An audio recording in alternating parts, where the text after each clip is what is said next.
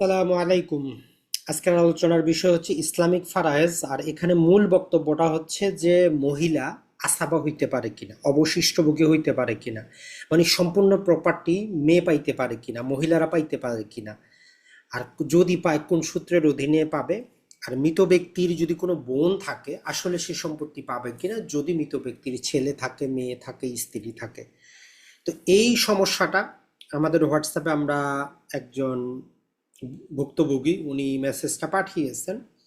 তো তার উপর ভিত্তি করে আসলে ভিডিওটা তৈরি করা, যে এই রকম যেখানে মৃত ব্যক্তির মেয়ে আছে, স্ত্রী আছে, সেখানে বোন আসাবা হইতে পারে, বোনকে বাদ দেওয়া যাবে না। তাহলে কিভাবে হবে সেই জিনিসটা এখন আমরা একটু দেখার চেষ্টা করি, বোঝার চেষ্টা করি। ইসলামিক ফারায়েজটা নর্মালি একটা কিন্তু জটিল জিনিস। ইসলামিক ফারায়েজ যদি আপনি সিস্টেমেটিক ওয়েতে বুঝেন তাহলে খুবই সহজ, আর যদি আপনি ঝাপসা ধারণা থাকে তাহলে কিন্তু খুবই কঠিন। তো ইসলামিক ফারায়েজে শুধু মেয়ে থাকলে কিভাবে উত্তরাধিকারটা হবে এটা আমরা একটু যাচাই বাছাই করার চেষ্টা করি। ধরেন যে একজন ব্যক্তি 100 শতক জমি আছে, তার হিসাবের সুবিধার জন্য আমরা বললাম সে মারা গেছে। ব্যক্তি যেহেতু মারা গেছে, প্রথমেই আমরা তার স্ত্রী যদি থাকে তাকে দিয়ে দিব। তো স্ত্রীকে দিতে গেলে প্রথমেই দেখতে হয় যে মৃত ব্যক্তির সন্তান আছে কিনা, সেটা ছেলে হোক মেয়ে হোক কিছু আসে যায় না। সন্তান থাকলে আমরা কি জানি, স্ত্রী 8 ভাগের 1 ভাগ পায়, মানে শতকরা হিসাবে 12.5% পায়। তাহলে ইসলামিক ফারায়েজের মূল প্রিন্সিপাল হলো স্ত্রীকে তার অংশ দিয়ে ফারায়েজ থেকে বের করে দেন। স্ত্রীর আর কোনো অধিকার নাই, 8 ভাগের 1 ভাগ মানে 12.5%। একই জায়গায় যদি স্বামী হইতো, স্বামীর ওই অবস্থা হইতো, স্বামীর অংশ দিয়ে স্বামীকে আমরা বের করে দিতাম। এখন আসি, এই মৃত ব্যক্তির ধরলাম যে একজন মাত্র মেয়ে আছে, তাইলে ইসলামিক প্রিন্সিপাল হচ্ছে যে এই মেয়ে টোটাল সম্পত্তি, টোটাল অ্যাসেটের 50% পাবে। তাহলে টোটাল অ্যাসেট কত তার? 100। তাহলে মেয়ে কত পাচ্ছে? 50। তাহলে মেয়ে পাচ্ছে 50, আর এইখানে তার স্ত্রী পাইল 12.5। তাহলে টোটাল সম্পত্তি 62.5। এই পর্যন্ত কারো কোনো বুঝতে আপত্তি নেই। এখন কথা হচ্ছে এই মেয়ে কি টোটাল সম্পত্তি পাইতে পারে কিনা, বাকি সম্পত্তি কার কাছে যাবে। তো এইটার জন্য ইসলামিক প্রিন্সিপালটা আপনাকে মনে রাখতে হবে, যে আমরা দেখব যে অবশিষ্ট ভোগী কারা হইতে পারে। তাইলে এই মৃত ব্যক্তি যিনি মারা গেলেন, তাইলে আমরা প্রথমেই দেখব মৃত ব্যক্তির পিতা আছে কিনা। পিতা যদি থাকে উনি বাকিটা নিয়ে যাবেন, কোনো সমস্যা নেই। পিতা আর অবর্তমানে যদি দাদা থাকে, দাদা পাইতে পারেন। তাহলে পিতা থাকলে দাদা পাবেন না, আর পিতা না থাকলে দাদাও টোটাল সম্পত্তি পাইতে পারেন, এটাতে কোনো বাধা নেই। এরপরে ধরলাম যে পিতাও নাই, দাদাও নাই, আর যেহেতু তার এখানে মেয়ে, তার মানে তার ছেলেও নাই, ছেলের ছেলেও নাই। এখন আমরা পরবর্তী 3য় নাম্বার ধাপে যাব, দেখব যে আমরা তার ভাই বোন আছে কিনা, মৃত ব্যক্তির ভাই বোন আছে কিনা এই বাকি অংশ নেওয়ার জন্য। যদি মৃত ব্যক্তির ভাই বোন থাকে, অর্থাৎ ধরলাম যে একজন ভাই বা একজন বোন আছেন, তাহলে অবশিষ্ট সম্পত্তিটা এই ভাই বোন পাবেন, তারা 2:1 অনুপাতে ভাগ করে নেবেন। যদি বোন না থাকে, ভাইরা যদি একাধিক থাকে, তারা ভাগ করে নেবেন। এখন যদি শুধুমাত্র বোন থাকেন, তখন বোন কি আসাবা হয়ে বাকি অংশটা নিতে পারবেন, কোনো বাধা নাই। ধরলাম যে আমরা ভাই বোন নাই, তখন আমরা দেখব ভাইয়ের ছেলে আছে কিনা। এখানে শুধু ভাইয়ের ছেলে আমরা খুঁজতেছি, ভাইয়ের মেয়ে মানে ভাতিজি কিন্তু সম্পত্তি পায় না, বোনের মেয়েও কিন্তু সম্পত্তি পায় না, এটা মনে রাখবেন। তাইলে আসাবা নর্মালি পুরুষ প্রজাতি হয়, শুধুমাত্র ওই যে কিছু ক্ষেত্রে বোন এখানে চলে আসে, না হলে কিন্তু নর্মালি আসাবা পুরুষ শ্রেণীর মধ্যেই আসে। ধরলাম ভাই নাই, বোন নাই, ভাইয়ের ছেলেও নাই, তখন আমরা দেখব মৃত ব্যক্তির চাচা আছে কিনা। চাচা থাকলে চাচা পাবে বাকিটা। চাচাও যদি না থাকে, চাচা তো ভাই পাবে।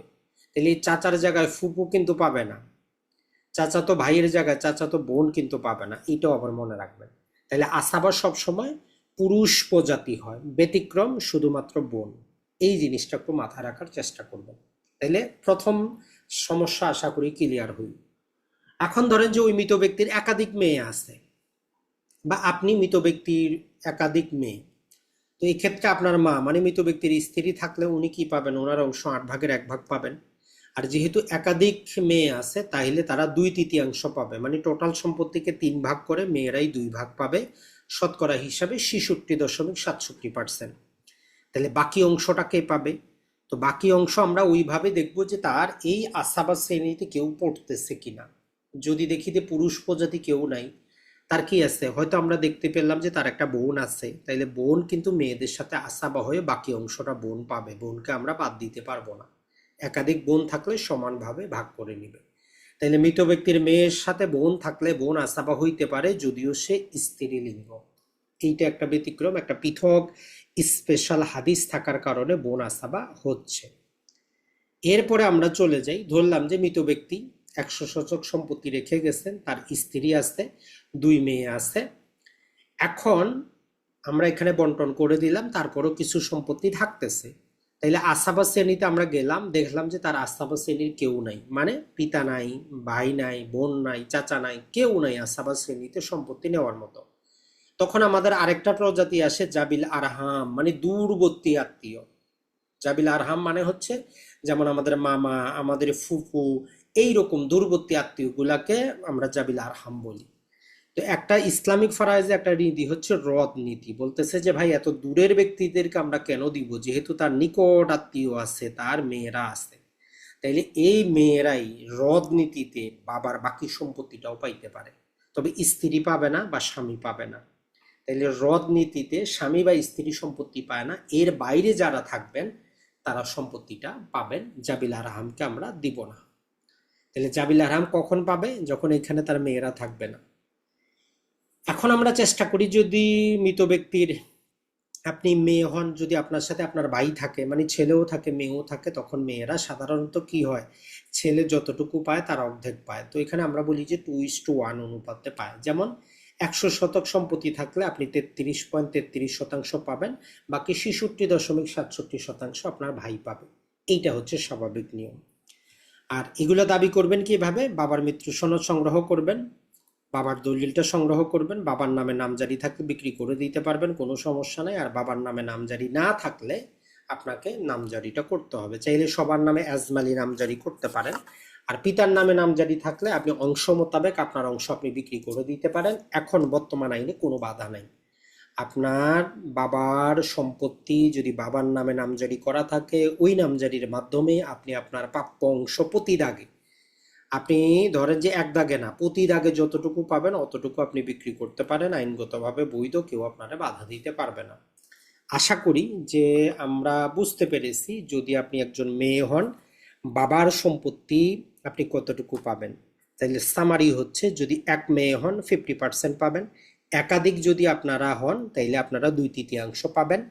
আর যদি আপনাদের কোনো আস্থা বা শ্রেণীর আত্মীয় না থাকে, মানে আপনার বাবার মৃত যিনি মারা গেলেন, ওনার যদি পিতা, ওনার যদি দাদা, ওনার ছেলে, ওনার মেয়ে, ওনার ভাই, ওনার বোন, ওনার চাচা, ওনার চাচাতো ভাই, এরা কেউ যদি না থাকে, তখন রদ নীতিতে মৃত ব্যক্তির মেয়েরাও টোটাল সম্পত্তি পাইতে পারে।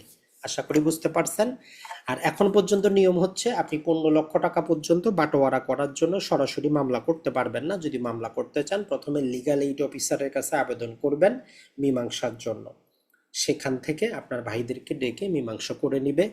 আর মায়ের সম্পত্তি, বাবার সম্পত্তি বলে কোনো সম্পত্তি নেই, টোটাল সম্পত্তি মৃত ব্যক্তির সম্পত্তি। তার উপর ভিত্তি করে আপনি বাবার মায়ের সব জায়গায়, বসত বাড়ি, দোকানপাট যা আছে সব জায়গায় আপনি ভাগ পাবেন। ওই যে একটা কথা আছে, বাপের ভিটাতে ফারায়েজে অংশীদার হয় না, এটা হচ্ছে বুঝার ভুল। এটা নর্মাল কথা হচ্ছে, যেমন ধরেন যে আপনার মা এবং আপনার এক ভাই জীবিত আছে, তাদের মাত্র 2টা ঘর, এখন আপনিও তো কিছু পাবেন। এখন কি আপনি যদি বলেন যে আপনার ভাইকে বের হয়ে যাইতে, মাকে বের হয়ে যাইতে, ওই ঘরে আপনি থাকবেন, ওই রকম অবস্থা একটা বিশেষ মামলায় বলা হয়েছে যে না, এইখানে আপনি একচ্ছত্র অধিকার দাবি করতে পারেন না, আপনি অংশীদারি কিন্তু আগান্তক।